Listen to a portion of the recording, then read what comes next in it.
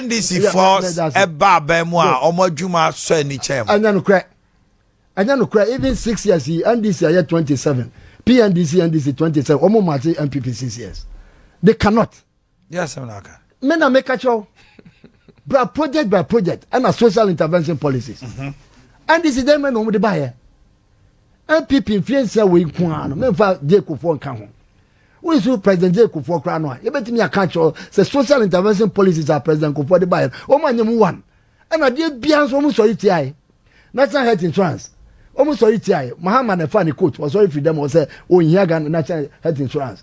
Aso so na NDC for ni na koye bi. And now what you say need the action to. What did I make an say? Free maternal care. Almost sorry ti. Obi ne ne rekoda na aban be says ka dia kwa akoda no. Na de wono na ne die. And ye bre hu ogan ha. Free education. Akopoi sorry ti.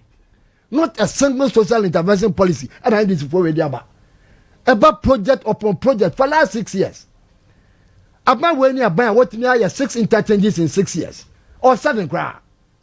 Ogusu a oye nyani nyina no complete but bet me catch was a pokwasi the best the best tell you in Africa. They gave you the funds. What's it pokwasi they say they gave you all the funds. Oh me say when no aman ya mamu me amre mon hwe source of funding na mon hwe tam scan buy just like Kumasi International Airport me you know I was there I catch it so na scan be do November 2018 already no near yes ye pesca.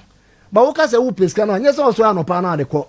Parliament bet me approve. Yes, Parliament bet me approve. And say no ma source fund no more secure. France no ye secure no 2018 November. And until na take a president from 2016 to 2018 and say no be cut it so no. And am give this international airport no wo yi wo ha. What we say the city. Ayade a abanat me ayawie. Ayade a wo chantimam ha. Ya kwan sin wo mu by far. Oboase anyan kwanta na da ho. Woman tiniye oboase kro no mu sai no awui ene aba we ba ya otufo adama ene omo aye ene oboase aye vibrant town ene twa oboase town roads ko friends Joseph town roads ko Efijase town roads ko Dwabe town roads ko friends friends Mampo town roads even at all yan kasa yan na city roads obetimi aba ndisi fo nche ade obetimi akaja na ya ye kejeti na ya Dubai ene ya ye kasa yi ade a his excellency president oye wo kejeti a ho ne no wo be wie no wo mo wo ndisi fo wo no wo mo be dwane aba ha hwe ade papa ayi Dubai no o be dwane central market papa num ale kejeti are je papa no the biggest in West Africa, the biggest market in West Africa. The pictures are here. I am yasema mantan kan ma mu download na mu yi chairman for ene ya ye kase wo pe duwa kare wo ha ene wo fi KBL na wo ko bosontwa hwekwan dem hwekwan da ho ene april kwan hwekwan da ho ni dwumadi a wo mu di wo ho april omugu so nke be kama ko fi jogu mejai me kase wa jam say work is going on. Oh yeah enti me se o kase hwekwan da wa no be ya mo mejai my point is this.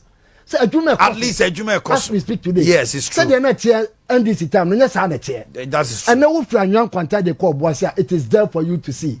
And then me and Kasa me komu kwa mama. Now we do a hojo. Now we see double road in this one. It was saying up to tell them contact. And then KBL, a kwan you uti say them. And then wakwa kwan no mujesi baby no. And a koso, I will be a say a koso. Every part. Me say me the program be about mountain and I'm asantima da wase. Big time. I will be able to project by project. Konfanochi hospital maternity. And I see her for almost about 44 years. And the corner culture, use your own eyes to go and see. Oh, because of your project. And every project now bet me there too who has it. And then about we buy now go for free. Your friend is saying, hey, I go for free crime. I judge for free crime. And no mobile share cases for her. And let's share a Daniel president. Let's see. 20 residential council. Yes, go and see for yourself. And the after which are hospitals are about where you come as we speak today. 32, including the agenda 111. Women project so me say ya modiano adam mo bin ko hwe no me kan cho ba bi so me ngura na egumo David ko hwe Vamed project so what's on her Vamed project on a hospital. No, David we me say me ba wo a new one na omoye okay it is there for you to see woko trauma center oboase it is there kase pa wo ho wo hospitals no ho abanu guso wo ye trade 111 yi eguso a eye adwuma a obi hu say work is going on it ever say NDC for no mo metu futu hu nkofo ani Ghana for no ye ni da ho ade bia akoso bia ye nyina no ye hu bi it is say enyama aba wo ye ene ne se papa free education eba free education 419 eno no mde nam kroma economy ni nkoye ni sen o ma hene ebi nya ye hwan na nya wa ye we see amama nya ye o dia big o man akwasi suani o man ye ko to ba nye Canada for na beto aba ma wo Canada na meka enya Cote d'Ivoire na beto aba ma wo no aduane wo krowim Ghana for ana meka che Ghana for no I'm telling Ghanaians say ye ni hwe no ye na sumu